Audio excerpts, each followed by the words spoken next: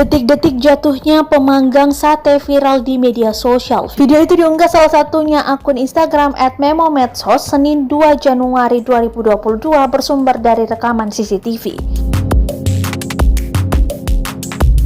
Para pemuda terlihat tengah kumpul-kumpul merayakan momen tahun baru.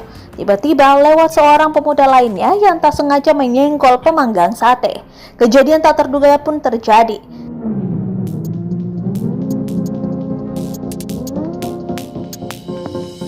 Pemanggang sate itu jatuh miring ke samping kanan lalu mengenai gitar dan pemuda yang duduk-duduk. Bahkan bara api dari pemanggang sate itu ternyata masih menyala. Mereka lalu lari terbirit-birit seperti sedang dikejar oleh orang. Pada keterangan unggahan, dituliskan pula bahwa hal itu menjadi hadiah tahun baru untuk para pemuda tersebut.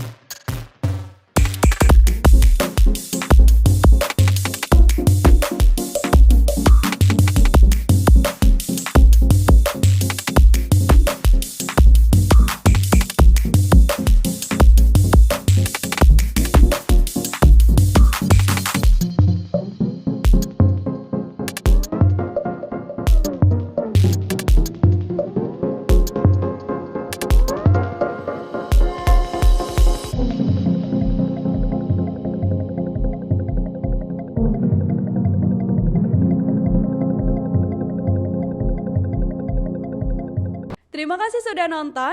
Jangan lupa like, subscribe, dan share ya.